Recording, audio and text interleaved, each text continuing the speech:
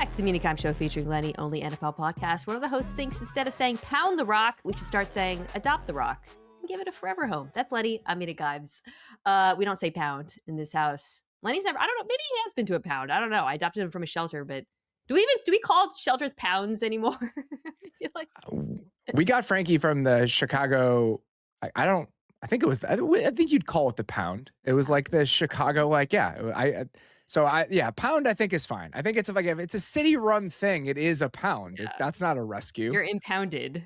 It just sounds weird. It's like calling like a prison like the clank or I don't know. Anyways, that's Robert Mays, dog adopter, dog lover, host of the Athletic Football Show. So gracious to join me so close to the NFL season, doing a something different this episode. It's gonna be a two-parter. Later, I am going to be joined for the first time by the fantasy footballers to do the fantasy version of what Robert and I are going to do, which is something I am tentatively calling football therapy. It's really last-minute football therapy. Robert and I have done dozens of podcasts and preview. I don't know if you've done previews yet, but you're going to do previews. You're getting there. Digging in now. You've done a ton of off-season content. And my thought process here, Robert, was throughout all of this, as we try to discuss, predict, project what things are going to look like in the coming season, what are the things that are keeping you up at night because you just can't figure it out? The things where, in the spirit of football therapy, you need to talk it out with someone else who can help you, if not arrive at a concrete prediction, at least feel a little better. That's my goal here today. I'm going to do that with fantasy players later in the second half of this show, but we're going to talk real football here. When you sent me yours, it was a lot of the ones that I've been struggling with this season too. I feel like we're all struggling with the same things. We know certain things are going to happen. Right. Just because it's how every season unfolds. There are certain units that come out of nowhere and surprise us that kind of define the season in a certain way. But I think this year it's really hard to pin down which of those units it's going to be. And so that's where I'm at. Like I remember talking to Barnwell a couple weeks ago on his show, and it's, if I could fast forward and know 10 things about the season, what would they be? And I think I've consistently gone back to this idea of certain units underperforming or overperforming, because if I knew the answer to that, I think I'd have a much better ability to predict how the season's going to go. Yeah, it is a similar way of thinking of it. Like, okay, like the things we actually have to see play out, because it's impossible. Because there are things we already know. We already know that the Seahawks and the Rams are going to be great. We already know that certain coaches are going to be really successful, blah, blah, blah. One of the teams that neither of us picked, I could have done, I mean, this is the team that's given me a ton of angst, is the Colts. We were talking before we started recording about Alec Pierce, who might be back at practice this week. Everybody says Daniel Jones looks great. You've been there. You said he looks great. Literally everybody I've talked to says he looks great, but I just gotta see it. Right. First, and not just see it in person. And I need to see it in action. So I could have added the Colts to this discussion quite easily.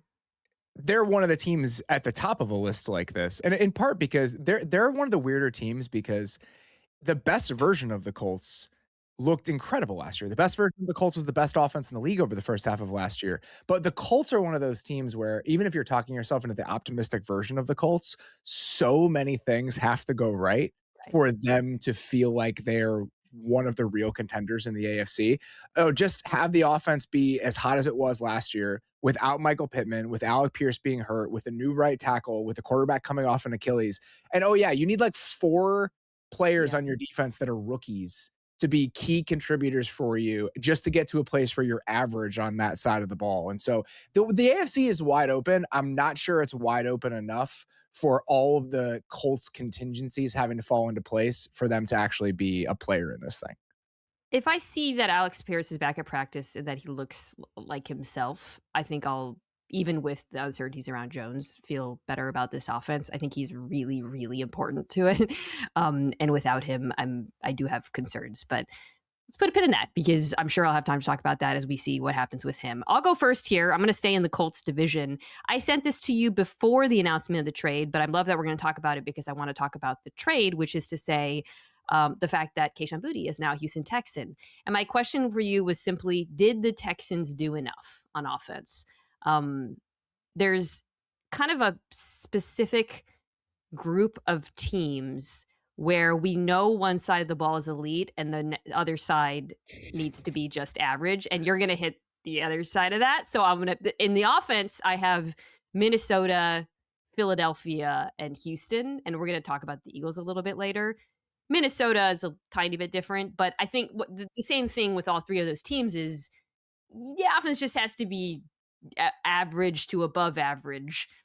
So, which Houston was last year, and obviously imploded, but they made some pretty significant changes on offense that I think are worth talking about. Um, Ripped up the offensive line, did it again. Now there's even more changes where we thought Keelan Rutledge was going to play center, so much so that Troy Aikman was confused in a preseason game. I don't know if you caught that, where he was like, I did. Actually, Keelan Rutledge is like he was like taking, which Aikman is extremely prepared. And I thought that was kind of funny because I think a lot of us were like, wait a second, this is going to be quite different. So now it's looking like Arante Ursary, Rutledge, Evan Brown, who's like a journeyman center, Ed Ingram, Braden Smith. That was a really fascinating decision. I'd like to hear your thoughts about, because it seems like they're leaning into, it's not that Rutledge failed in center. In fact, he looked quite good in the preseason. It just seems like they're leading into the position that he's probably elite at. But they lost Jaden Higgins, and that was extremely concerning. But then they pulled off what I thought was a pretty high upside trade for them, at low risk rather, for Kayshon Boutte. Otherwise, it's a pretty uncertain receiving group behind them with a lot of the injuries to Jalen Noel and Tank Dell. I do think we're going to see more 2 tight end sets. Marlon Klein was their draft pick. But generally, I want to ask, do you feel, because this has been one of the worst run games in football for several years now, it's been an offensive line that's constantly been in flux. Despite that, it's been an above average-ish offense. Do you think they did enough? Because we don't need to talk about the Houston Texans defense. Just ignore it altogether. Did they do enough to clear that bar? The Jaden Higgins thing gives me a little bit of pause. If Jaden Higgins had been playing, I think it would have been easier to talk myself into just a firm yes, because I would have been so excited about the pass catchers and just the way that all the pass catching roles came together. Nico Collins, Jaden Higgins, Jalen Noel as your 3 main receiver options, combined with a tight end room, which we can talk about. I think the tight end room for the Texans, even if it's not the most improved necessarily, because the quality of players they brought in, we can argue about, it is the most transformed room positionally, maybe in the entire NFL. Cade Stover was their number 2 tight end by the end of last season. They had 1.5 tight ends at a certain point last year. He was their number 1 in the playoff game. This always gets forgotten when people talk about Nico Collins getting hurt. Dalton Schultz got hurt. Cade Stover was catching meaningful balls. And even Cade Stover, the role he's playing now is in all that 2-back stuff that they do. Yeah. So they had no inline tight end option. That's why they played so much jumbo last year. And so them having 5 playable tight ends, that's great. But when you remove Jaden Higgins from it, even when you put Kayshon Boutte in, I just don't think the individual pieces fit quite as well as they did. So I think that gives me a little bit of hesitance. The offensive line, I think it'll depend on how you want to look at it. You could do this 2 ways. You could say, all right, we paid all this money for Braden Smith and Wyatt Teller. The fact that Trent Brown and some combination of Keelan Rutledge and Evan Brown might be better than Wyatt Teller and Braden Smith, is that a good thing? Does that mean that the guys that you maybe weren't betting on were just better and beat them out, or that those were missteps in the guys that you chased after this offseason? So I do think the offensive line will be better. And my understanding of why it shook out the way that they did is that when you have Keelan Rutledge is going to give you more physicality no matter what position he plays. The problem is they're going to put enough on the center mentally. They're going to put enough on the center mentally. Or do you want to put that on a rookie? And the combination of Brown at center and Rutledge at guard gives you the physicality that you didn't have at that spot last year, but you still have a veteran center and you're not putting as much on the rookie. So I think that's probably why it shook out that way, but I'm still surprised they didn't think the Rutledge-Teller pairing was their best path forward. Yeah, it's basically, like you said, they're ripping the Band-Aid very quickly with Teller. They looked at it, and like everyone else who's kind of watched him play this offseason, they're like, this was a mistake, right? And I, to some degree, actually appreciate them doing that now instead of kicking the can down the road. I've said before a lot that Arante Ursary and whether or not he can improve in run blocking is going to be such a big factor because I just think last year there were times where he looked viable at pass protection, but not to me on the ground. And if the whole, this guy's probably listened to a lot of podcasts. We've all talked about how bad the Texans run game was, how often they were in 3rd and long, the pressure that put on Stroud, yada, yada, yada. If this run game can even get to 20th, to me, the left side has to be significantly better than it was. Maybe they like Rutledge next to him. I do want to go back to, before we move on, though, to something you said, which is you don't see Booty fitting in exactly in the Higgins role. I think that's an important point because I think sometimes, like there's just people look at them and they're like, they're big. Oh, they're very different players. They're Two big extremely guys. different players. Yeah, like the way Booty was used in New England was a lot more like Nico Collins. So I'm interested with Nico Collins. It's not like Booty slots in and is immediate. I guess he's primarily their Z, but if this team is with, as you talked about the tight ends, it's probably going to use more 2 tight end sets. Is it going to be Higgins and Booty on the field, or is Booty more of the change up with you'd rather have one of those quicker slots? I think Noel is probably the third receiver. I think Noel is probably limited to like a slot role and a vertical slot role. And the thing with Higgins is, I think last year's version of Jaden Higgins maybe is a little bit closer to what Kayshon Boutte is.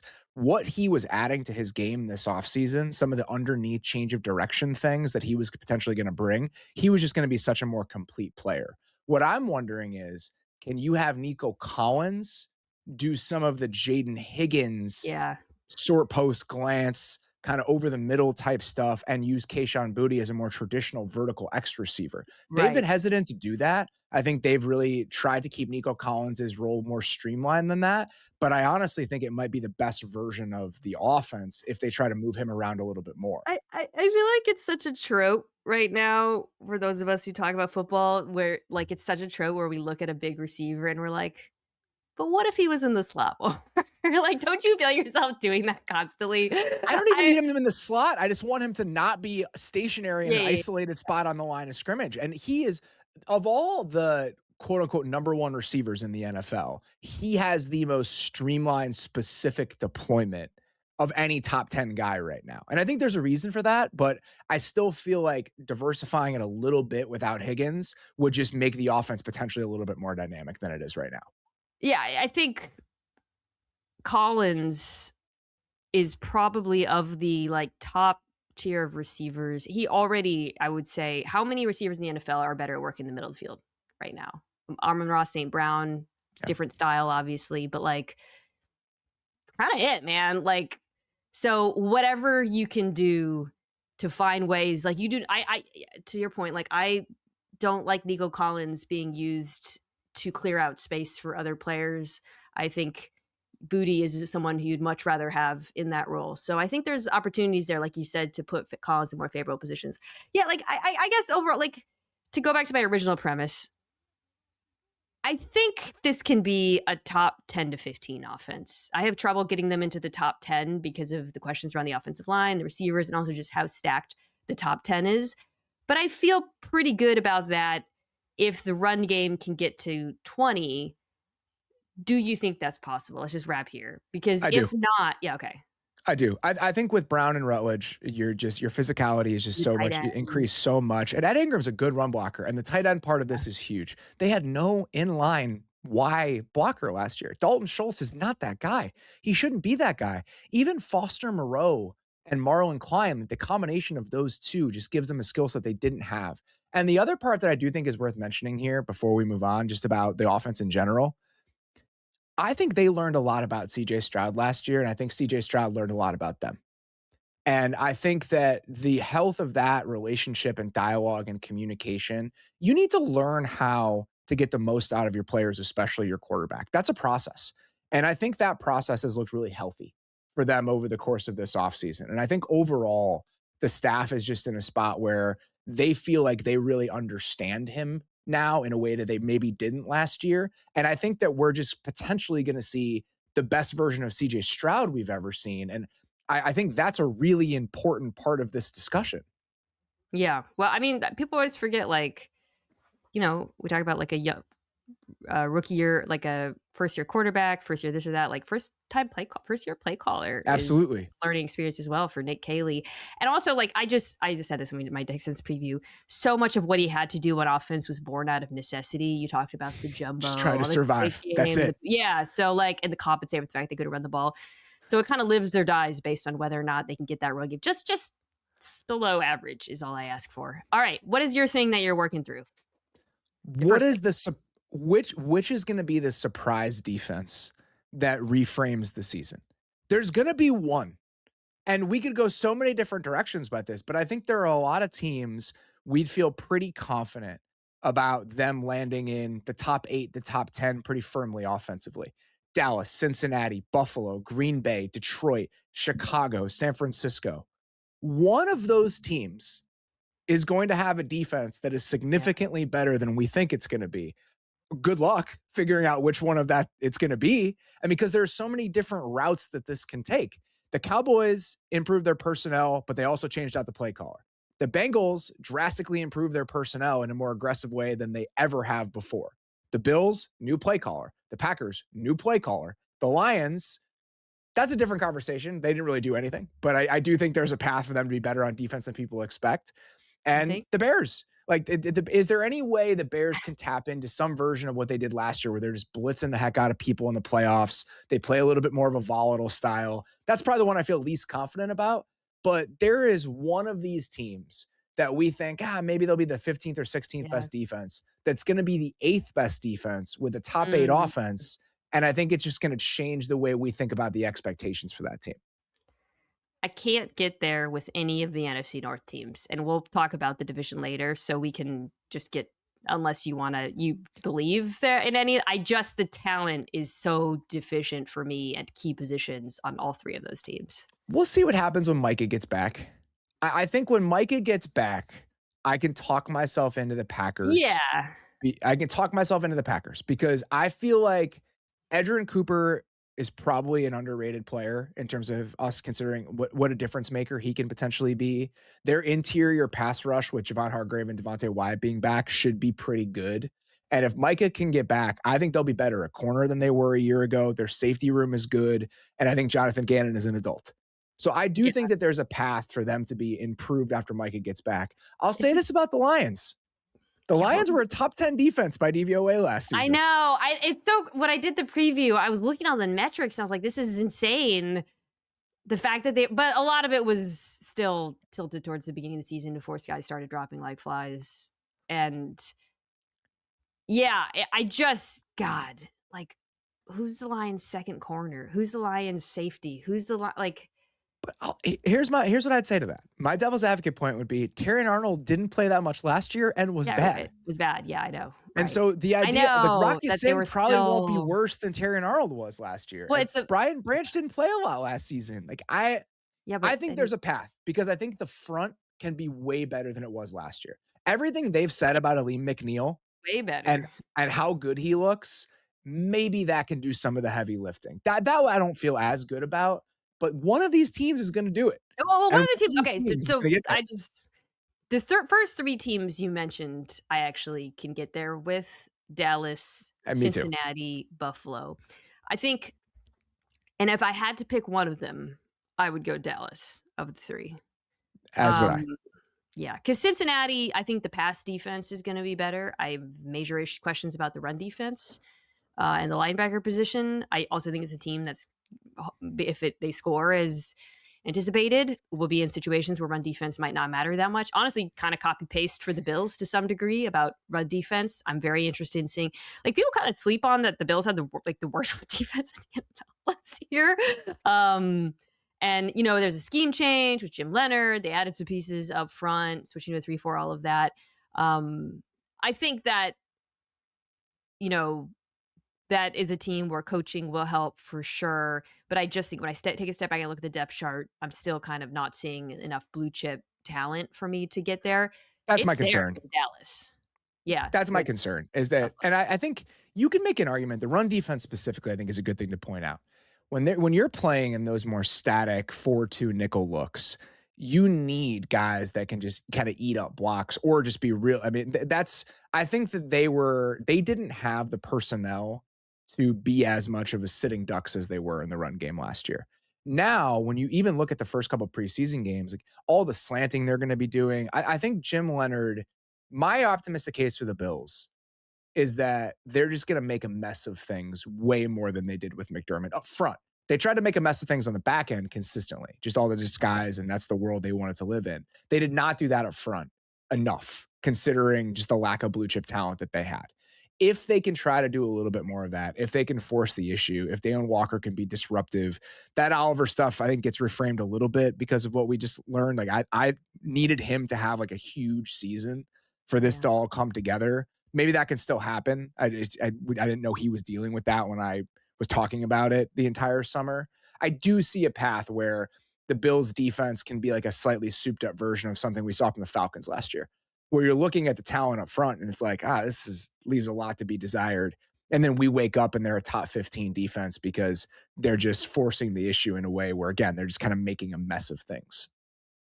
I can't so I'm looking at last year's DVO rankings and I'm capping it at under 23 because 22 is Carolina and 23 is New England. I think most people think those are realistic top 10. Carolina is maybe would be the making the leap unit. Mm-hmm. New England, I think a lot of folks are a lot of that had to do with injuries but of the teams because most of the teams you mentioned are in the bottom, 10 or so. Dallas, can I interest you in some New York Giants, or is that secondary too dubious for you? Am I can't do it with the too Giants. high on the Arvell Reese clips from the preseason? All right. We do this every year with the Giants defense, and I do feel better about it now because I think Denard Wilson with that pass rush, very few people in the NFL are living a more different life at this time in 2026 than they were in 2025 than Denard Wilson, whose number one edge rusher last year was like, name it, was Arden Key. When I did the Giants preview, I was like trying to go back to Tennessee to get information on Denard Wilson. And I was like, none of this matters. Like I can't, there's just literally, they were so untalented, like so untalented. And Tennessee's defense, I think, should be better too. But let's just go back to my pick. Dallas is, I think, the clear-cut choice. Dallas, who was 32nd last year, 32nd weighted DVOA too, which is kind of shocking.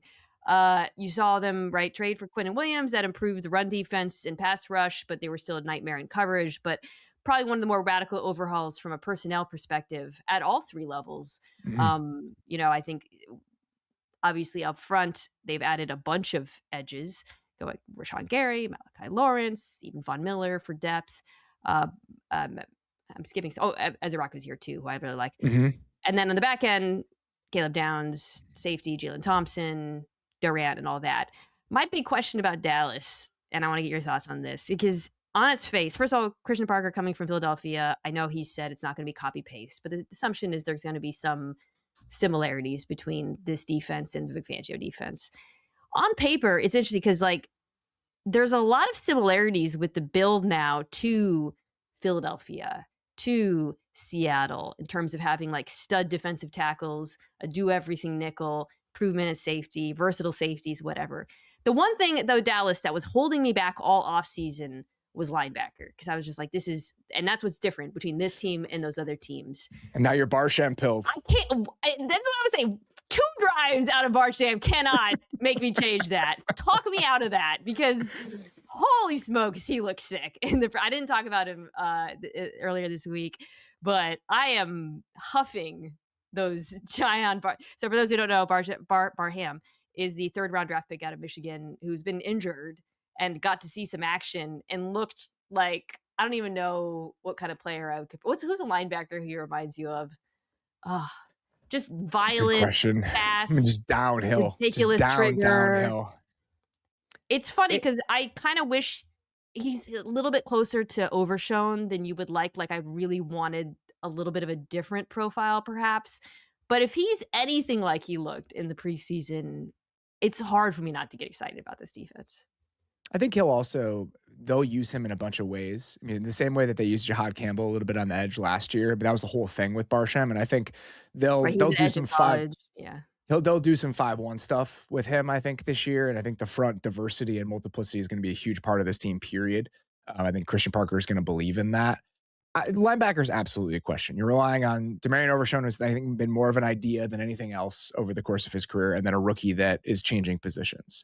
But I don't know, man. I think that there's going to be a lot of similar DNA with the Philly stuff, but Christian Parker, one of the reasons that I've been the biggest Christian Parker guy for 3 years. He's been the defensive coordinator candidate in the league I've been most excited about, I think, for a lot of different reasons. but I think there's a couple things that make me excited about it because it's not going to be just be copy paste. One, Christian Parker's first job in the league was working for Mike Pettin. I think he Yeah. believes in some pressure stuff in a way that they didn't always lean into over the course of his time with Vic. And I'll be curious to see how much of that we see. And I honestly think Barsham and Overshown both moving forward more than they're moving back is something I could potentially be interested in. And two, there's just been a diversity of how they've played in the stops he's even had with Vic. Like when they were in Denver, it's like, we're just going to play more man coverage because we have the horses to do that. I think they've been open-minded about the type of team they need to be based on their Mm. personnel, and he's seen that a lot. And I think Yeah. there's a similar process here. Hopefully, come out on the other side with the right answers. You never know that with the first-year coordinator, but I think the process will be correct. I also just like the edges that they have. I mentioned I kind of lied over the fact that I really like what I saw from Ezeraku, but between Ezeraku, Gary, again, going back to Seattle and Philadelphia, having edges who are really good against the run is very important in those schemes. And on paper, they've got that here in Dallas. And those guys don't, again, to go back to the teams I mentioned, they don't have to be 13 plus sack guys for this defense to work and be successful. Quinnen Williams is the tip of the spear here, right? So I'm excited to watch it. I'm listen. Last year, they literally could not communicate on the back end. I mean, the thing I always said about the Dallas defense is it felt like it was just full of air at all times, That was just awful. so bad in zone coverage. So they're going to be better almost by default here. But I think just given the talent, the type of talent, the coaching, it's a good pick for and then if that happens, I mean, with this offense, good God. Okay. I almost believe in it too much. Yeah, I know. I It don't like it how worries me how I optimistic I am about the entire situation right now. It's not a comfortable place for me. I shouldn't be also saying Jason Barham changes everything. We're talking about a tweener third round linebacker who played one half of just get out of here. If you're not talking like that after preseason week 2, you're not living. That's the entire point of this. Okay, my next one's a little bit less fun. I wrote, how good does Bryce Young have to be to earn another season as the Panthers starter? So Panthers picked up his 5th-year option, but it's not that much. So I've had trouble kind of talking about the Panthers offense. I think just because of Bryce and generally trying to work through whether I think he has another level to reach, because I do think it's worth acknowledging that he has improved every year in the NFL. I was looking at his career numbers, and in EPA per play, he has risen every year, most notably in success rate. He went from 30th to 29th to 17th last year. Now, some of that has to do with him being extremely conservative last season. I feel like this kind of got lost in the wash, but he was 32nd, just above Rodgers in average depth of target. Part of the reason why his sack rate and interceptions came down. But he became a more efficient quarterback. And I do think there's potential for another jump this year. This offense, what they've done, losing the tackles hurt. That Freeling looked really good. I talked about that in the preseason. Still like this receiver group. They could still use maybe one more player. But for you, from an organizational perspective, what would you have to see to justify continuing with this? And do you think Bryce is capable of it? I think you'd have to be knocking on the door of a championship caliber offense. And when I say that, I mean something like if you finish this year 12th in some offensive efficiency metric, and you could talk yourself into taking another small step forward next year as simple of a reason as we lost Chris Basil coming into the year. He would have given us the opportunity to do all this different stuff because we felt like we could stick him on the line of scrimmage. Leggett is a vertical player, but he's a vertical player you have to create separation for. And so I think it makes you pigeonhole the other two pass catchers a little bit too much. Again, your offensive line, you're shuffling from day one. If you can get Moten back at some point this year, you move Freeling to left tackle. Can the offensive line be even better next year? That's where it would have to be. I would have to be in a position if I were Dan Morgan saying, I think we are close enough to have a Super Bowl caliber offense in 2027 with some more incremental improvements for me to feel good about just rolling it back with him. Because at a certain point, you got to be ready to compete. Yeah. Like you've spent money. I mean, there's enough of this core. Like Moton's getting older. Devin Lloyd's 29, 30 years old. Jalen Phillips is like, you've spent the money. At a certain point, you got to be knocking on the door. You're not in year 1 or 2 of this build anymore. Now you're closer to year 4. And so if you don't think he's close enough where you're ready to compete, then what are we doing? Like if you're the 20th best offense in the league again, you're really having to tell yourself a story about what the ceiling of this thing feels like at a time when you really should be getting ready to be competitive. I wrote 2024 Baker is the threshold where I would want to continue moving forward with him as the starting quarterback for any kind of long term. Like I was trying to think to your the point. guy that threw 40 touchdowns in 2024. But like, where would you have ranked 2024 Baker? Probably like the 12th, right? To your point. Yeah. That's what I was just trying to think of, like where's the bar here? And that was weird because Baker is that incredibly rare thing in the NFL, which is a middle-class quarterback, which is obviously leading to some strife at the moment. So it's like, if you could get Young to that level where he's in that 13 to 15-ish, 12 to 15-ish range, and you can do a middle-class contract with that, how does that compare to you ripping it up and trying it again? Those are the difficult decisions teams have to make, like Tampa. I would say a couple different things to that. One, even if Baker is a smaller quarterback, he's significantly bigger than Bryce Young. And I think has significantly more physical ability than Bryce Young. The arm talent and even the scrambling. Like Baker's ability to break tackles, to do things with his legs. Like Bryce can be a creative player in the pocket, but he's not somebody that has the requisite physical ability to be a guy who's doing a lot with his legs. He's not a scrambler. He hasn't been. And so I think Baker gives you more than that. We talked about this a little bit on our show this week, and I think this is where I land with it. What you're describing is such a specific situation. All right, if it's a middle-class quarterback contract, which don't exist, by the way, not on second deals. To get a middle-class quarterback contract, you got to flame out and start over somewhere. Sam Darnold and Baker Mayfield, those are the only ones. And so Bryce's people know that too. And so the idea that they're going to take $35 million a year on a rookie contract extension, I think that's going to be tough to talk them into. But even if that happens, and even if you say, all right, if the top of the market's 60, we're paying him 35. What can we do with the excess 25 to make up for the gap between him and those other top guys? Yeah. I don't know if that's the right way to look at it. I think the opportunity cost that comes with playing him at quarterback and preventing yourself the opportunity to upgrade is potentially more dangerous than saving the $25 million if you get him on a middle-class quarterback contract. That's where I sit with it. I feel like you kind of, your tone has answered how you feel about the prospects of this. I know. I don't mean to put words in your mouth, but no, you're right. I wish I could believe in it more because it's that second half of the 24 season was fun. I was ready to buy in. Like I wanted to see him take that step last year, and he took a small step. And if you're trying to make the optimistic case, this is it.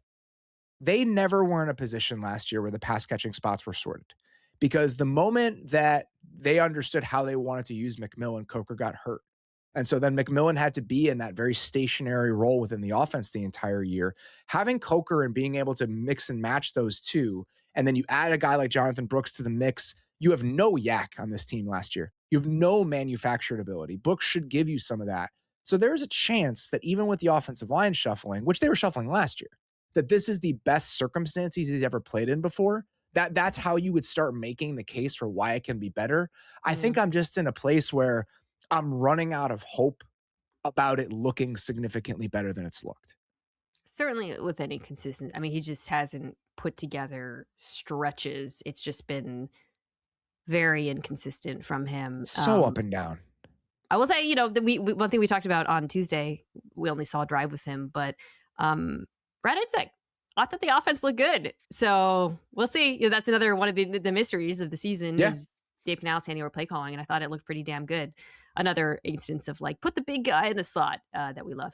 Okay. From Terrell. That one's real, though. He should be in the slot because he was incredible in there last year. He really is. Okay, you're next. What do you got?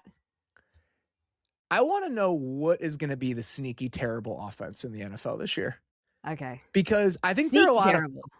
Well, the team that we're not talking about right now, it Okay, could be it's one of the not obvious obvious. ones, but I think even the obvious offenses, I'm sure you've done this summer. Have you talked yourself into the Cardinals being better than we No, expect? no. You Everyone keeps doing haven't. no, I am staying away from this. Well, Interesting. 'cause they're in the NFC West. Yeah, they're probably first of all, I don't believe in this defense at all. There are Oh, too many I don't injuries. mean the team.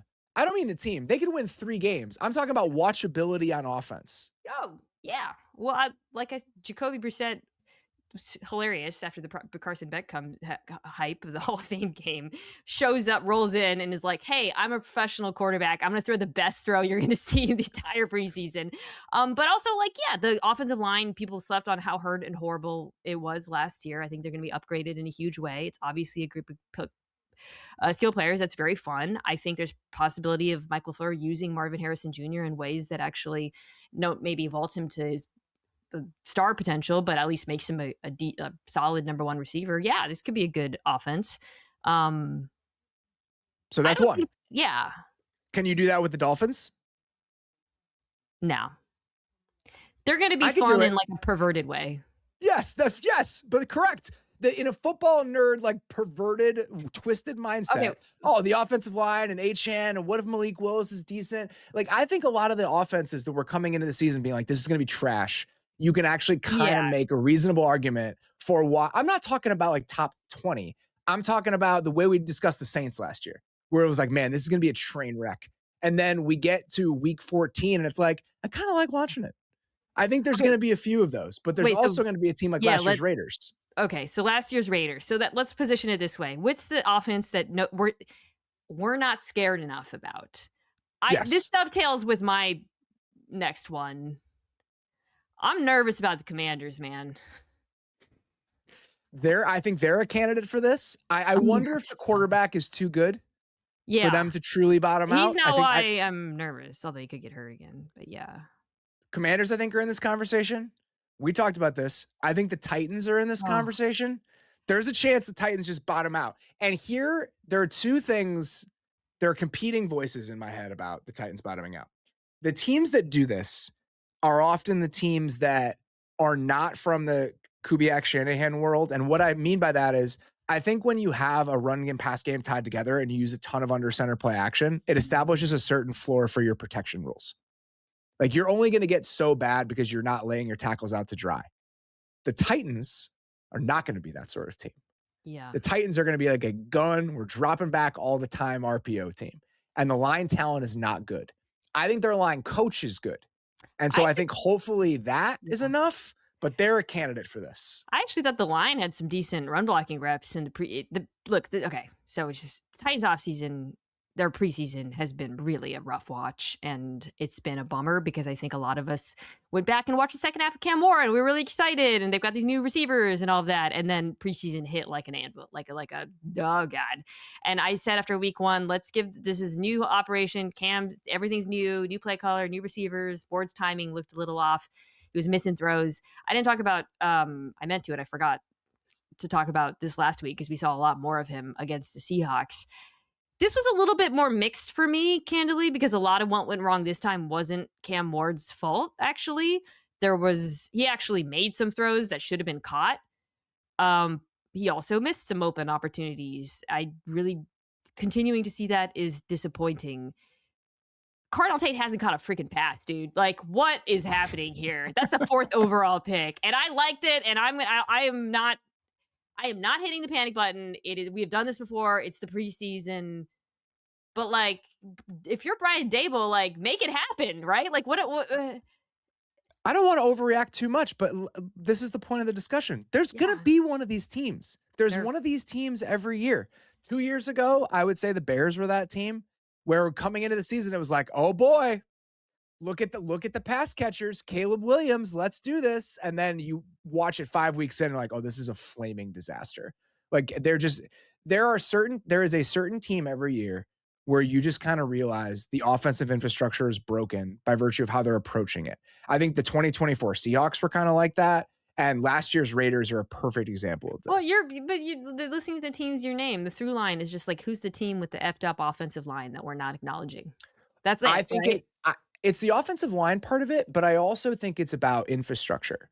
Because I think you can have it's the Seahawks. Again, the Seahawks going from 24 to 25 are a great example of this.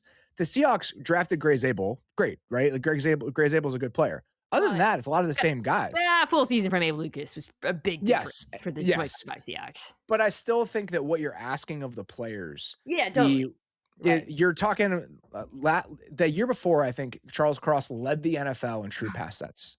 Led the NFL. It's a shotgun, drop back, 7-step drops every single time. Okay. And what you're asking of the line matters. Here's the thing that connects to what you're saying, because again, you're talking about the 2024 Seahawks and the 2025 Raiders, other than the fact that Geno Smith was the quarterback of both those teams. I'm fading college play callers forever after those two seasons. Yes. Grubb, who was amazing for my beloved Washington Huskies, and then Chip Kelly. No, I'm not doing that again. So, at least like the Titans have like Brian Daboll. Yes, I think you make a really good point about how it's not going to help the line, but at least he's an NFL play caller. So I guess let's wrap here. Is there any team where you're like, we need to worry more about this offensive line though, and maybe we're not talking enough? We'll get to the Commanders in a second. Is there anyone else where you're like, maybe this should be a bigger conversation? The Titans are a team that out there. A lot of the other offensive lines that I think are a little bit worrisome, like the Packers are a perfect example of this, right? Yeah. The Packers offensive line is not a good group in terms of talent, but I have enough faith in the staff to just get passable play out of them. I like the Titans line coach, but this stuff is more about what it looks like systemically than it is about what the quality of the line coach is. Jags staring at me. I love them so much though, and I'm so high on them.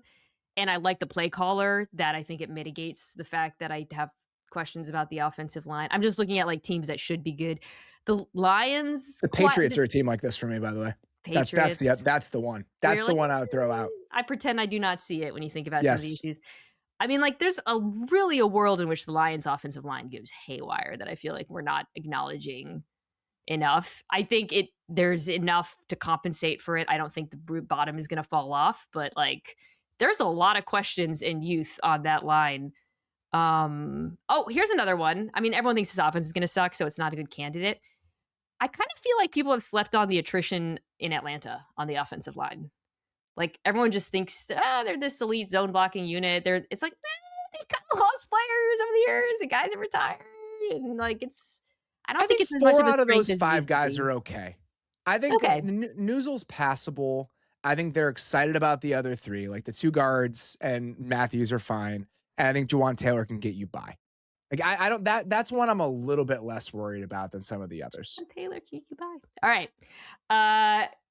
We got to wrap here. So I'll do mine and then you do last one. My last one, and I kind of hinted at this. Okay, so we've got these 3 play callers who are bringing similar offenses to the East Coast of the NFL, calling them DMB. Doyle, Mannion, and Blough.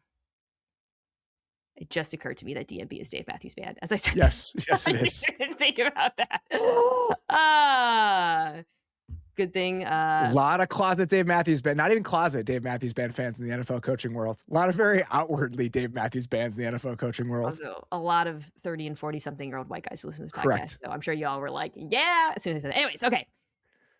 One of them is going to crash and burn, right? Like I just think has to, right? The odds. And I probably tipped my hand with the one that I'm worried about the most. And first of all, none of what I'm about to say is about the actual people. You've talked to them more than I have. I don't know. I genuinely feel like with coaches and play callers, it's like, we'll see. Like I try not to like come down on.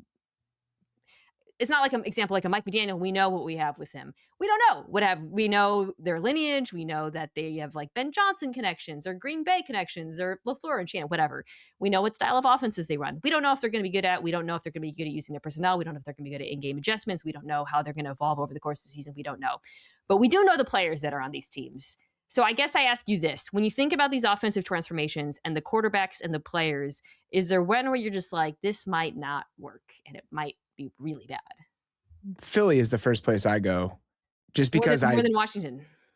I trust the quarterback more in Washington. Okay, fair.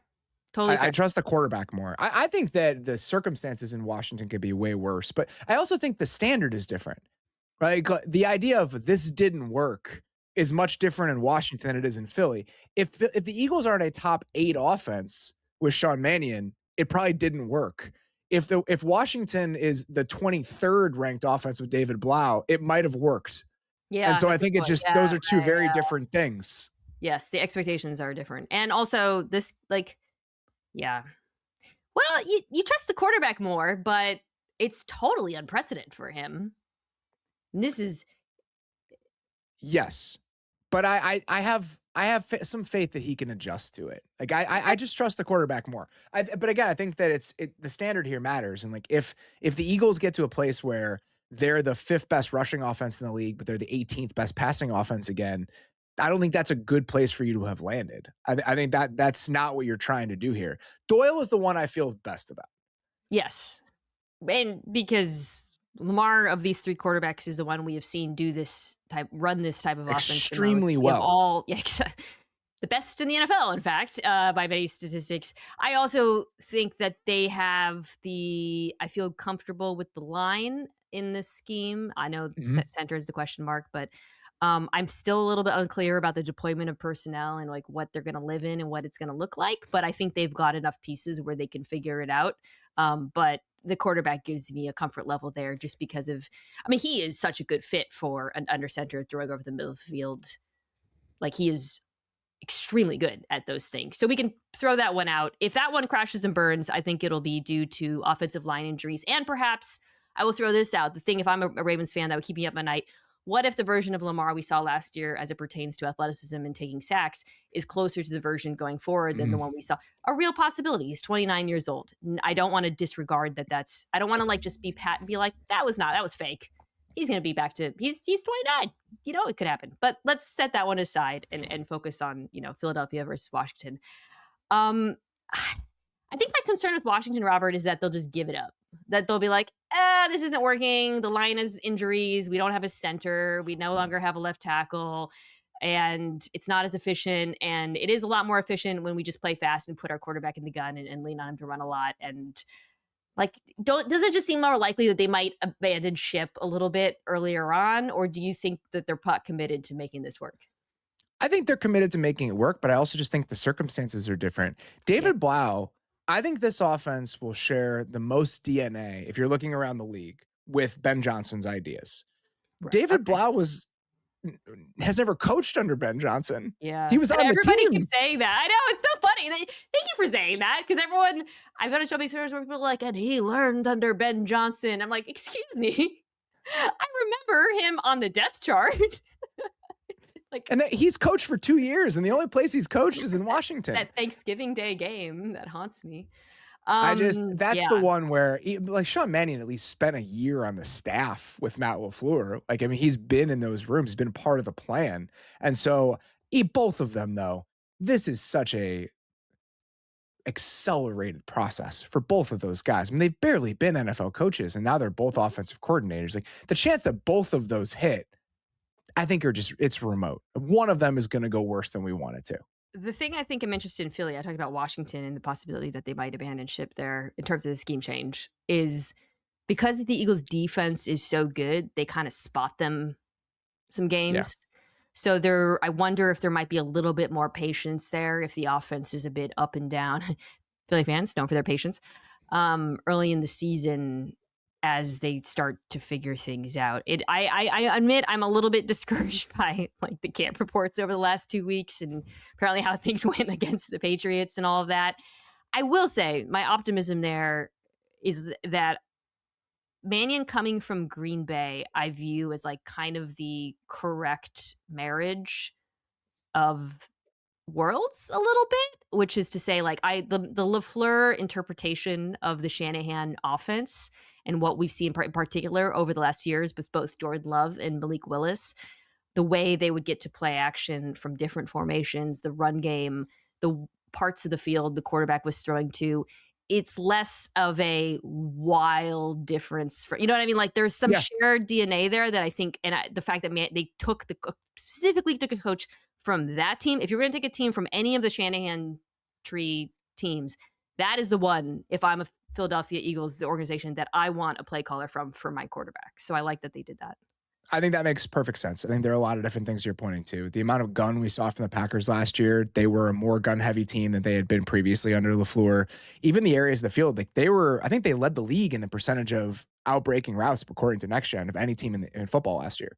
I think that lends to Jalen Hurts' strengths. And so I think that it is a good marriage, but it's just one of those things where, again, it's a first-time play caller Yeah. who's been a Yeah. coach for like 2 years. I want to believe in it because I'm impressed by Sean Mannion. I think that he's a worthwhile consideration and somebody that can kind of turn that thing around. But I'm with you in that one of these guys is not going to be as good as that team wants him to be. And I probably would pick between Mannion and Blough. I have more faith in Doyle. Maybe that's just me being Ben Johnson tree pilled at this point, but I do believe in Declan Doyle. I just think the quarterback's going to make him look good. Like, even if it's just, all right, your last one. Sorry, I've gone a little bit long. No, it's okay. My last one, speaking of Ben Johnson, pick the NFC North for me. Like just do it. I can't remember a situation. I was trying to think back to like analogous spots over the last few years. Maybe the AFC North a couple years ago, where on August 25th, I can sit here and make a real case. Not even I'll cosplay and act like I believe that. I can make a real case for all 4 teams to win the division easily. It wouldn't even be hard. Yeah. And that's a nightmare. Okay. So it's easy to pick the Lions because of schedule. Yes.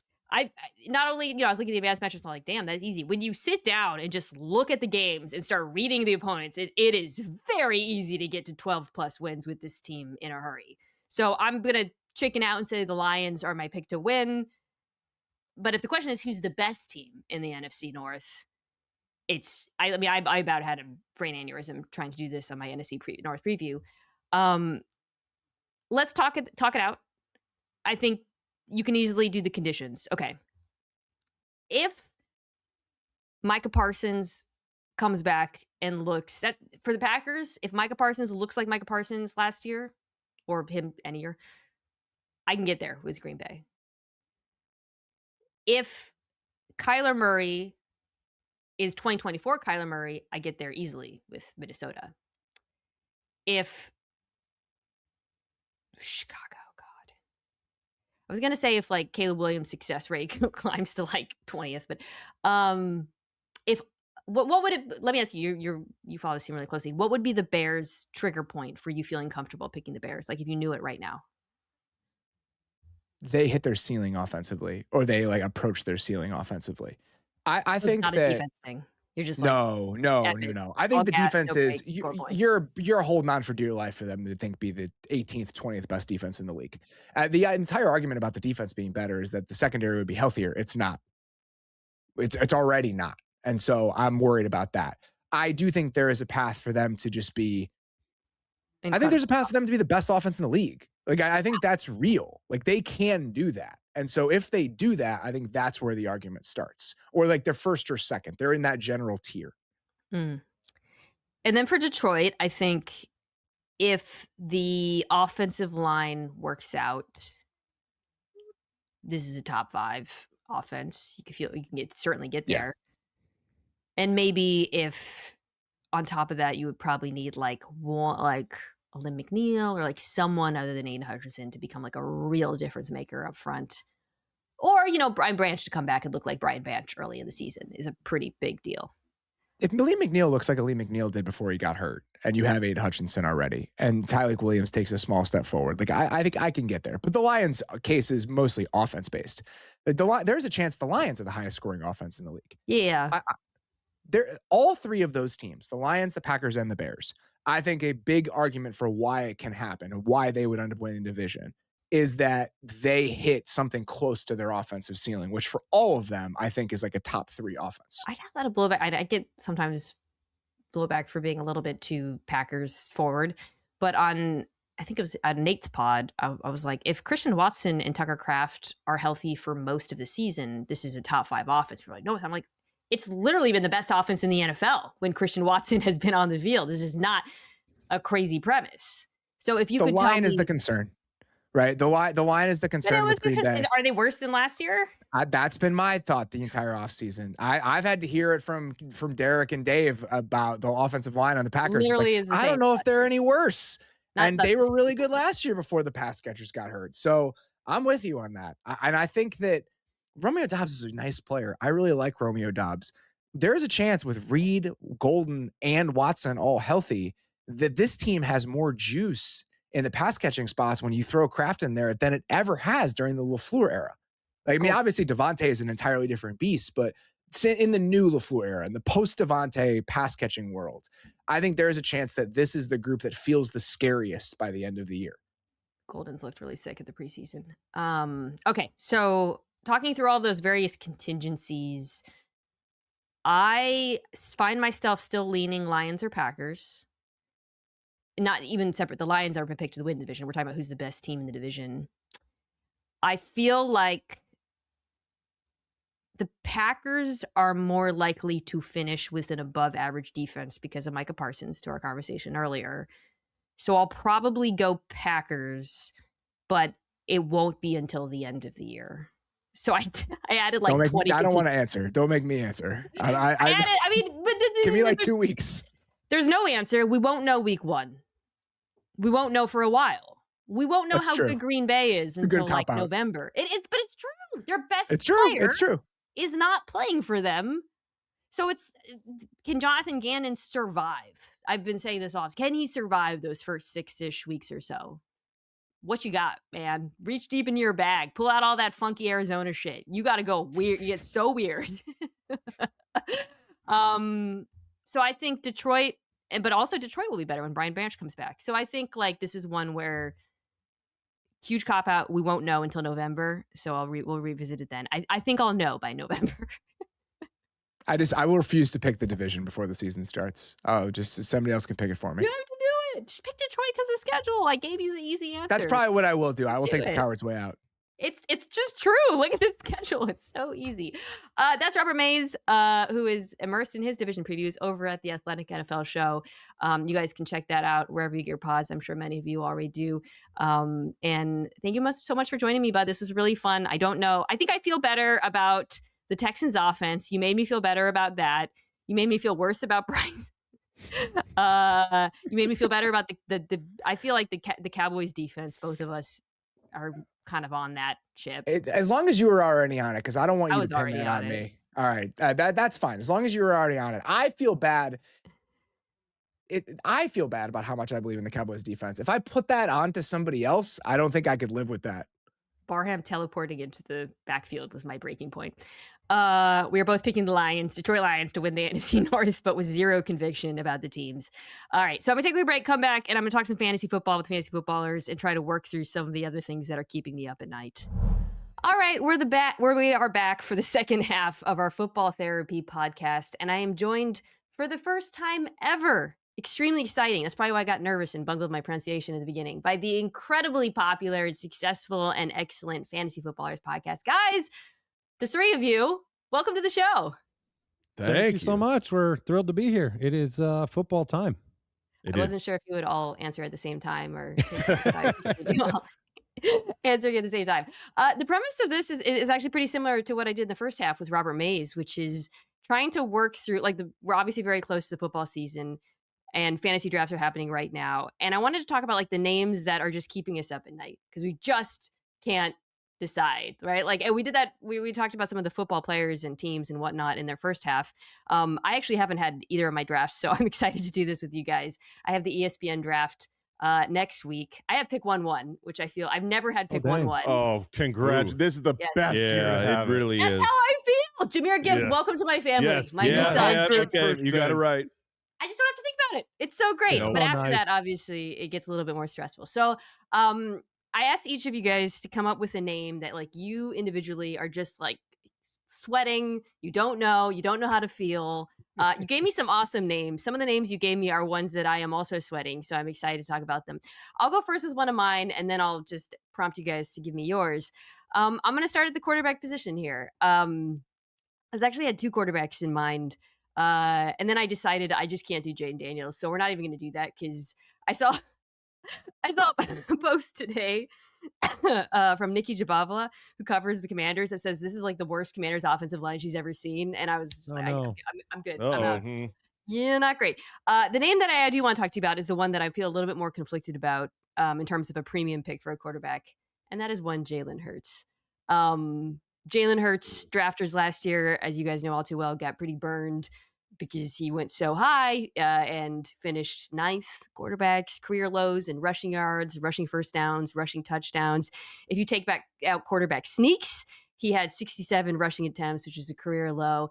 And he's in an entirely new offense. And so I think for me, a lot of my hesitation here is like not knowing how to feel about this new Eagles offense because it was so dismal last year and it's going to be so different. So, Jason, why don't we start with you? How do you feel about Jalen Hurts as a premium quarterback, right? Because obviously if it's late, great. Yeah, whatever. I would say I'm more in on Hurts than out. I think Patullo was not my favorite, and I'm a big Sean Mannion fan. You look at the tush push isn't going away, and he's usually been up in the 12, 13, 15 rushing touchdowns because of that. He had 8 rushing touchdowns last year. And so while I don't think he is going to be, the quarterback 1 overall, he's the cheapest he has ever been. Yes. And in his entire, post his breakout career, you've never been able to get him where he's going in a draft right now. You can let him fall to you often, usually on average in the 6th round. And that's a value for someone who can easily replicate 15 rushing touchdowns. And I believe in Sean Mannion. I think that the system will be better. It hurts to lose A.J. Brown, but they added, Mekhi Lemon. I think that is Dontavian Wicks, sir. Yeah, and Devontae Smith to me is fully capable of stepping up as a wide receiver 1. So I find myself more in than out on Hurts this year. Yeah, I mean he just makes me nervous, but for all the reasons that you stated at the top. It's just you've always had the rushing baseline at a level where he could kind of ebb and flow from a passer perspective. So if he does what if he repeats and they keep the rushing attempts lower and the yardage isn't up in the 500 to 800 range, I'm more nervous about that. But the price in fantasy drafts, at least right now, is accommodating that. Yeah, I agree. It's the price that makes him interesting. There almost certainly will be. There's going to be a late round guy or two that will make the jump, and they'll be in the the top 6 at the end of the year, and we'll be like, oh, should have seen that one happening. But it's in the game of probability. A quarterback who does what Jalen Hurts does, he's most likely going to end up being very productive for fantasy football. All right, I'm going to put you all on the spot, and you don't just one word answers. Dak or Hurts? Because I think it's a really interesting debate, right? Because the Cowboys offense is going to be so sick, but then Hurts, obviously, the rushing and for all the reasons. So Dak or Hurts, if you were choosing between the two of them, who would you take? Dak. All right, dang. Okay, we're a very pro Dak show. Of you got to be careful saying that one. He doesn't get respect, or he doesn't get respect from NFL fans. He doesn't get respect from fantasy football fans. He literally, if he is healthy, he's a quarterback 1. Historically, as long as he plays, he's awesome. And we like bad defenses. Oh, and Dallas, whether Caleb Downs, maybe it gets better, but not to the Philly level. So you want to see the point accumulation. And George and CeeDee is just that's disgusting. Yeah. Right. And like the answer to like George or CeeDee might just be Dak, right? Okay. Right.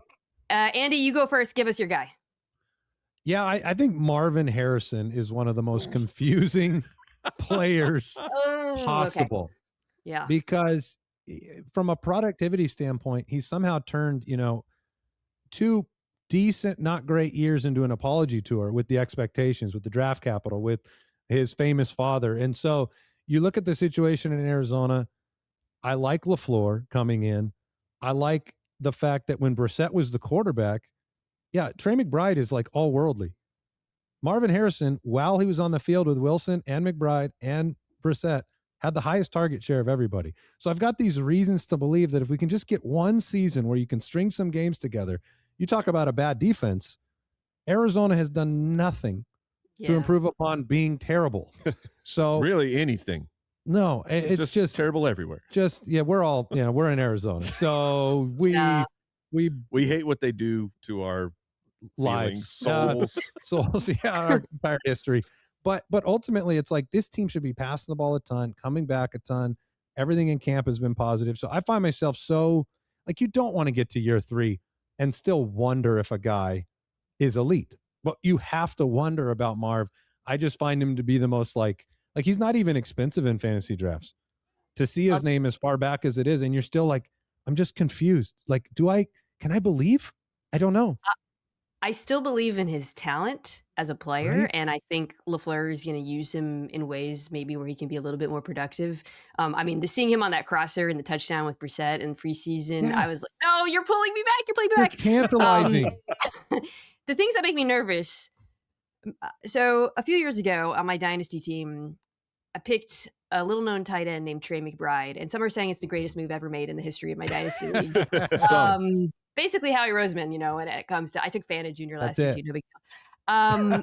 So that makes me nervous. The other thing that makes me nervous, guys, and the rest of you can tell me, is Michael Wilson, weeks 9 through 18, was third in receiving yards per game. I kind of think he's one of the more slept on, like underrated receivers in the NFL. And I actually do worry between the two of them, who's going to be the number one in terms of the receivers. It's hard to not look at the film and say that Michael Wilson was a better on the field receiver than Harrison was last year. Route running, high pointing the ball, the drops, the hands. Yeah. I mean, that's a fair point. What do you guys think? Yeah, I believe that he might be the better wide receiver. I don't believe that he will be the wide receiver 1 in targets. They're going to work Marv in, and I think what happened. Redeem the pick. If you look at the games where Michael Wilson was great, it was really without Marv. Even later in the season when Marv came back after Michael Wilson's breakout, it went back to Marv as the primary target because it was the role in the offense.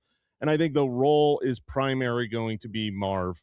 It's just probably nice for the Cardinals to have Michael Wilson, but he doesn't scare me too much about Marv. Marv is the only one that scares me about Marv. Like, are you actually good enough? Yeah. All right. Mike, who's your first pick here? So I want to talk about Justin Jefferson.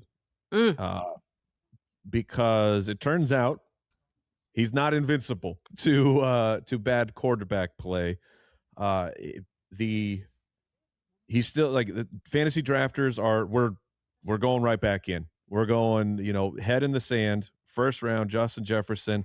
Kyler Murray's going to fix everything. Well, we can tell you in Arizona. Oh boy, we didn't want Kyler Murray here. Like it was this local angle. It was so bizarre to me of Kyler Murray, especially locally, not really supported, not cared for. We were done with it because of watching him play football. Nationally, people didn't really like Kyler Murray.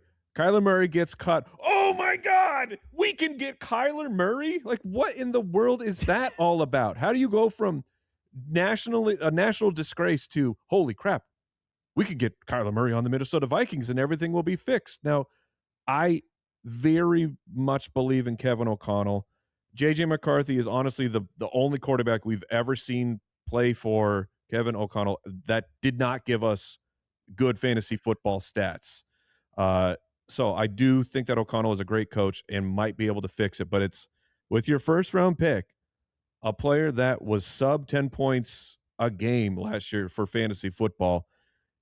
And it may be more of the same for him. Like, that's a very scary proposition. It's not a question of Jefferson's talent. He's still, you want to argue he's the best wide receiver in football? Okay. I would never stop anyone from doing that.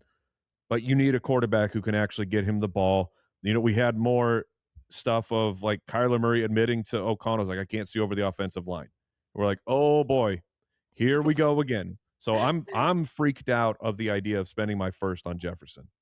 First, I'll defend the national media here. You guys ever had a friend who dated or was married to a woman who sucked so much that the next woman, everyone like overdid it, and they're like, she's the best. Yeah, marry her. I think there's a little bit of that going on. That's a good comp. Like just a stat that I posted about Jefferson. JJ McCarthy had a 28% off target rate throwing to Jefferson, which was the second highest of any quarterback throwing to any receiver in the NFL. If Kyler can just bring that down just a little bit. He can. He will.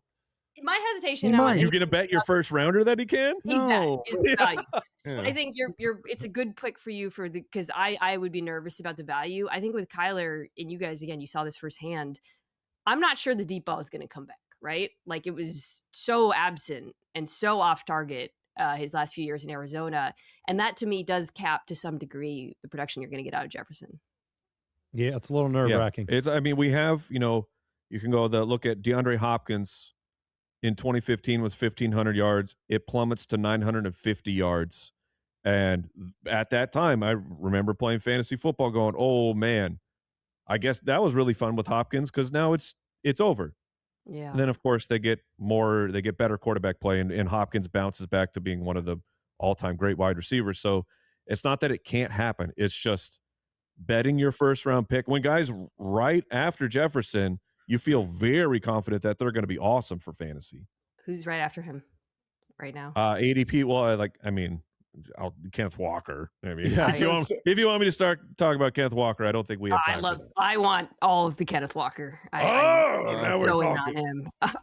All right. Speaking of the Chiefs, Jason, you have a Chief that I really want to talk about. Yeah, it makes sense that you would want to talk about this player because you said you're drafting first, which means you're at that 2-3 turn where Rashee Rice is going to need to be thought about. This is a player with obvious question marks, right? You got off the field issues. It looks like the suspension is not going to have. So, okay, whatever. He was already suspended, but he's also not looked great in the film right now coming out of the knee injury in jail. Yeah. It's like, is he back to being able to be a dominant force on the field?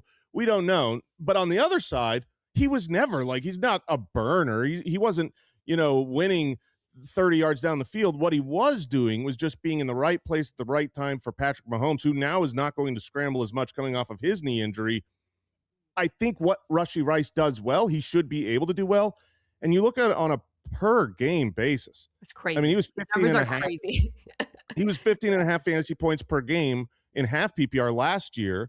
And then for context, Amon-Ra St. Brown was 15.6. He was the wide receiver 5 in points per game. So if you're telling me you start with Gibbs and you can get someone who can realistically be the wide receiver 5, that's so tantalizing. But also, do you really want to have Rashee Rice on your team and rely on him as your wide receiver 1? So whenever I'm in a draft at that area, I look at his name for too long. And it's just I don't know. I don't know if I trust it or not. I think that's fair. Yeah, just crazy stat. When you threw this out, I remember his points, his per game stats were crazy, right? Because he missed a chunk of the season. Yeah. So when Rashee Rice played last year, he was in targets per route run. He was behind only Puka Nacua and Jackson Smith-Njigba. That is how often Patrick Mahomes went to him, which is 32%, which is crazy. And they didn't have anyone, guys. They didn't have anyone. So what is... Other than the offense maybe being a little bit more run heavy. Yeah, it really does seem like it should work. And Kenneth Walker should help him. I mean, you got to watch out for the run game. And I know that Cyrus Allen, the rookie, has had some nice publicity, but Cyrus Allen is not coming in as a late rounded rookie usurping the number 1 wide receiver role. So it should work. It really should work. A concern I have is while you're not saying, he just blows the doors off like combine testing, he's not a refined prototypical wide receiver. He's not going to be Keenan Allen out there where it's he's lost 3 steps. It doesn't matter because his routes, he's such a tactician out there. He has to have athleticism in terms of yards after the catch to make any kind of noise. So if Rice has lost a step, I think it's a huge problem. Yeah, a big real football problem for the Kansas City Chiefs. Yeah, who do they I think have? I'm still comfortable with him because of the volume piece of it. Okay, my second pick, turning the corner here. This isn't just about the injury, but Ashton Jeanty, first of all, the injury, contrary to the prayer circle, he seems to be surviving. But it's I don't even know if it's high or low. It seems like maybe we'll call it a mid ankle injury. But we don't know exactly how long he's be out. So that's obviously a factor. But I want to talk about the other factors here. One of which is I don't understand why everyone's suddenly comfortable with this Raiders offensive line. I know that they signed Linderbaum and Colton Miller will be healthy, but the rest of it's like kind of the same. And it was the worst offensive line in football. The right side of it, like DJ Glaze, we're doing that again. And then the other thing, and you guys need to tell me if this is just way too much recency bias. Mike Washington looked nice. I am not afraid of Mike Washington at all with Jeanty. Okay. And I do think that the offensive line is improved going from Pete Carroll and Sons managing that offensive line to Clint Kubiak coming in. I was pretty excited about him, but where he's going in drafts is like there are a handful of running backs I feel so much more confident in going behind him. I'm big on Omari and Hampton. Kenneth Walker seems, why not go with good offenses? Chase Brown, middle of the second round, as opposed to taking someone you don't expect a ton of points. He's currently maybe missing week 1.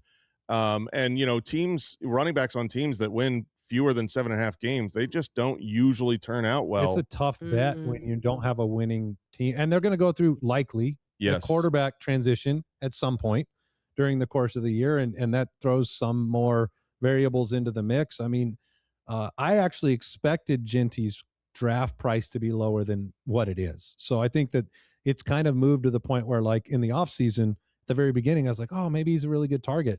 It's just too high for me. Ken Walker is behind him. So I agree. I think it's a little bit nerve-wracking, and it's a tough bet. Him and Achane, right? Like Achane in the Miami offense. Oh. Like, I think Achane is a otherworldly talent. But when a bad team says we're going to run the ball a bunch, I mean, I can go back to Hugh Jackson and the Cleveland Browns with Isaiah Crowell long ago going, oh, we're just going to run them into the ground. And then when it's 27-3 at halftime, like, oh, it's 3rd and long again. You don't get to do it. I know. Yeah. And I think focusing on the transition from Kirk Cousins to Mendoza, you have to focus on that a bit more. Of teams with rookie quarterbacks, they just don't score as much as other teams. Like, this is statistical truth. And like, even great running backs, when they have a rookie quarterback, they tend to have, you see a dip in production, and that will happen at the time you want your fantasy football team to be the strongest that it could possibly be, when you're getting into making your playoff run. And then all of a sudden you're like, oh crap, week 12, here comes Mendoza. Yeah. What does that do? And you're going to have to, then you're in week 12 going, do I keep riding out with Ashton Jeanty? If maybe he's been great to that point. The whole thing is terrifying to me. The receiving group, they're going to face so many stacked boxes and single high coverage, because who's really scaring you on the perimeter? All right, good. You know what? I don't feel conflicted anymore. I'm out. I'm out. And the injury now. Yes. The injury now, right on top of that. Okay, let's go around the horn again. Andy, your second pick. Yeah, we haven't actually talked about this guy a bunch on the show, but I thought it'd be good to talk about here is just like, who is Justin Herbert? Like, what does he represent for fantasy football? Last year he had a great week. He asks himself this question a lot too. He might ask himself, who am I? Who are the Chargers? Right? We always have great expectations for the team, and we also have plenty of narratives and plenty of excuses for Herbert over the years, from his own injuries to offensive line, deterioration, and so, on paper, I think they're favored to win the division. You've got Mike McDaniel coming in, should bring his scheme and ideas. You've got great pass catchers in McConkey, and you got Quentin Johnston and Trey Harris coming along, and Omari and Hampton's healthy. So on the surface, you're like, I see all the puzzle pieces working together, but I haven't seen a lot of fantasy managers kind of like embrace Herbert as part of that equation. As going to be a beneficiary of that. I think they should. My take is, first of all, the offensive line is already deteriorating again. So we're doing it again. We're also, have we considered the possibility it's just a haunted franchise? And I think that's the most likely. It really does. They're near the substation too, right? Too close. I mean, whatever they've got might be worse. But here's the thing. I think from a fantasy perspective, I think value to me, it's fine. Like, I would not, obviously. So he's kind of he's probably like QB 10 to 12-ish. Very late, yeah. Yeah, so like if we're comparing him to, let's talk about comps, right?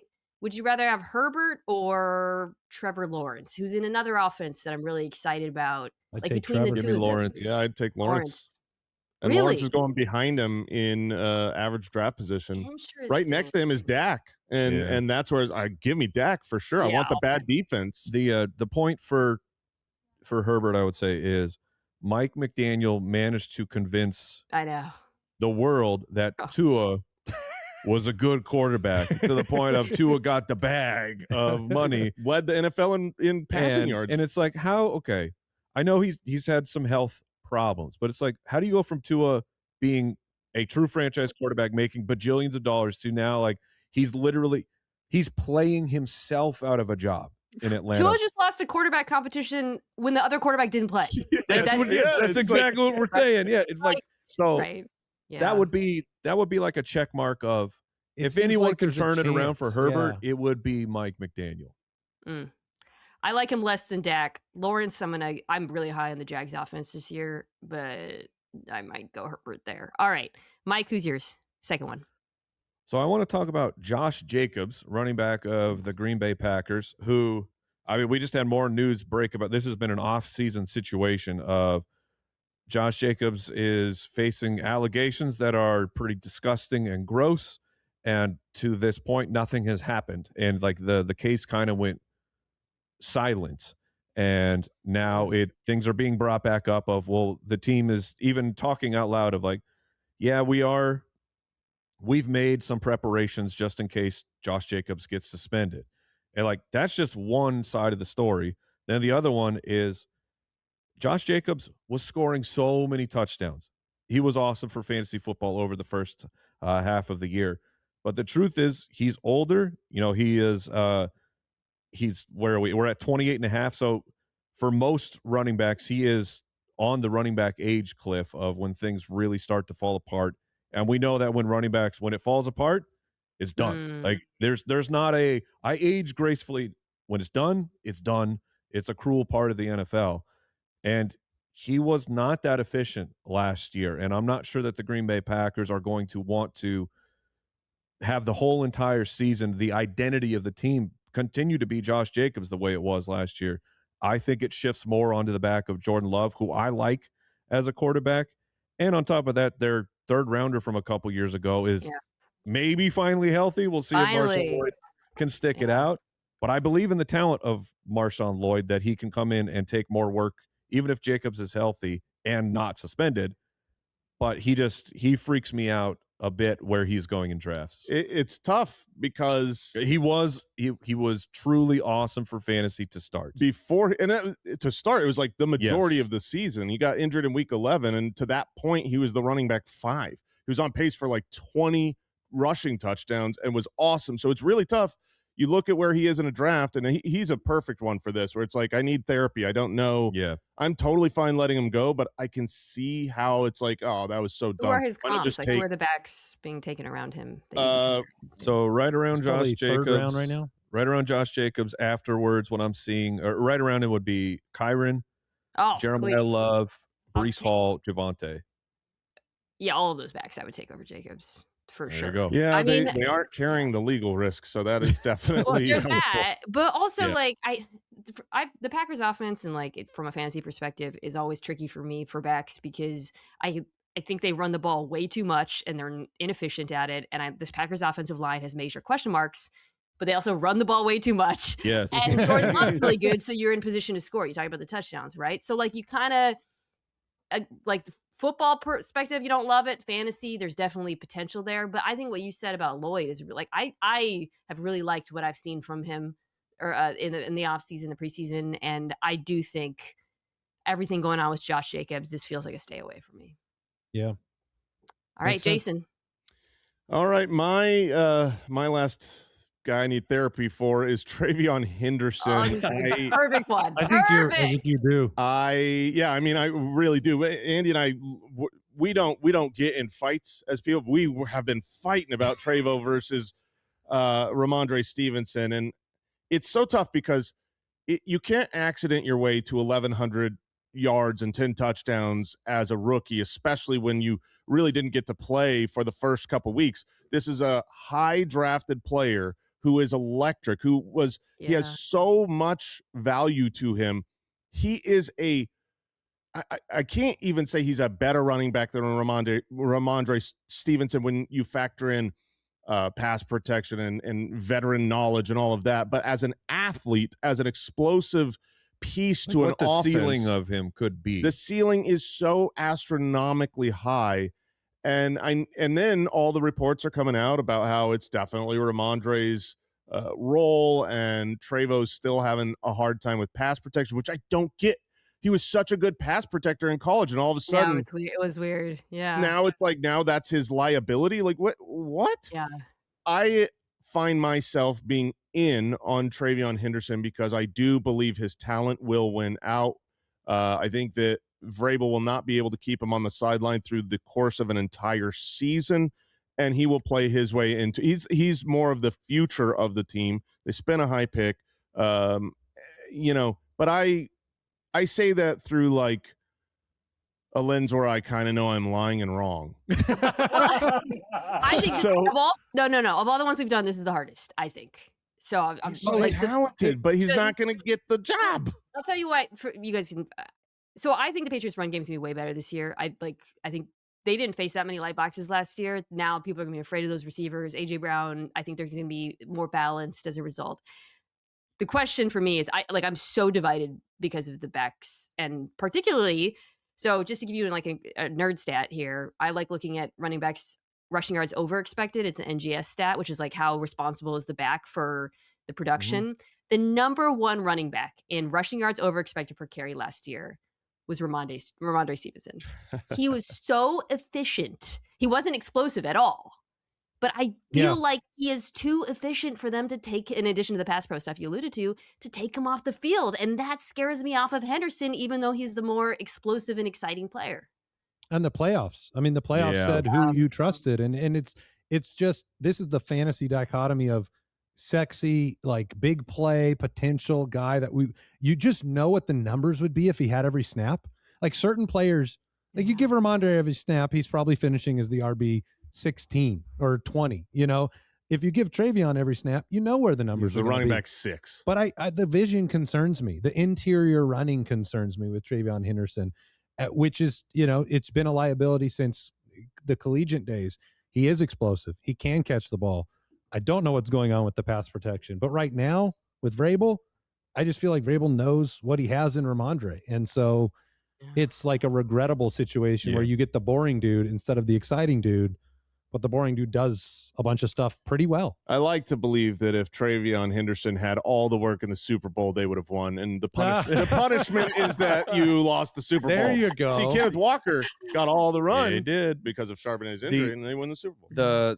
The bull case, or the try to tell yourself this story that I can come up with at the top of my head is like Jahmyr Gibbs as a rookie, drafted even higher in the NFL draft, and then over those first, it was like 5 or 6 weeks, he wasn't getting the work, and it was so frustrating for fantasy football. Like, why do we keep putting David Montgomery? He's fine, but he's not doing for your team what Jahmyr Gibbs could be doing.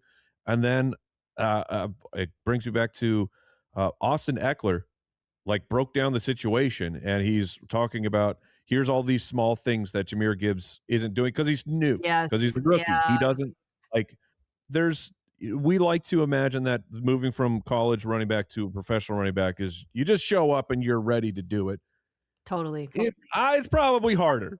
I think people don't understand how much coaches, when it comes to the run game and running backs, care about these little things, and not just pass protection but all of the things that veteran backs do well. I was really taken by, I don't know if you guys saw a quote from Sean Payton where he was talking about Jonah Coleman, who you could just tell he loves him. And Coleman, I'm a Huskies fan, I thought would come into the league and actually be a lot more pro ready, even though he's not super exciting. As he is actually kind of one of my favorite sleepers, to be honest. We love Coleman. He was our number 2 back. But listen to Peyton talk about him and you'll love him more. And this is the tricky thing with these choices. I still want a piece of this Patriots run game. I just don't want to pay a lot for either of these backs. Yeah. That's a fair point. In fantasy football, running back more than wide receivers, your coach better like you.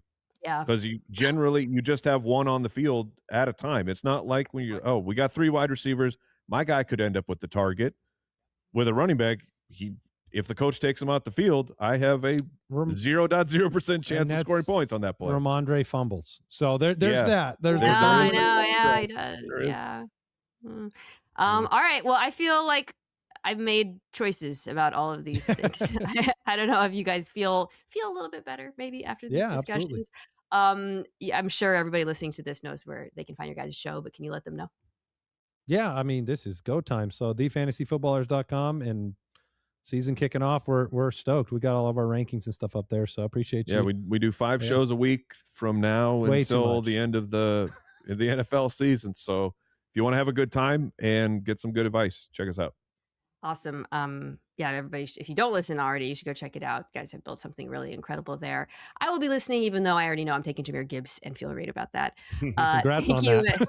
Thank you so much. Honestly, like what an emotional and mental load off of my back. Yes. I really No decision. I'm gonna think about it. Thank you as always to everyone at Omaha Productions who makes this show. Kirsten Savecki, Owen Saylor, Jack Foster, Tucker Tashin, and I will be back next week as we get closer and closer to the football season.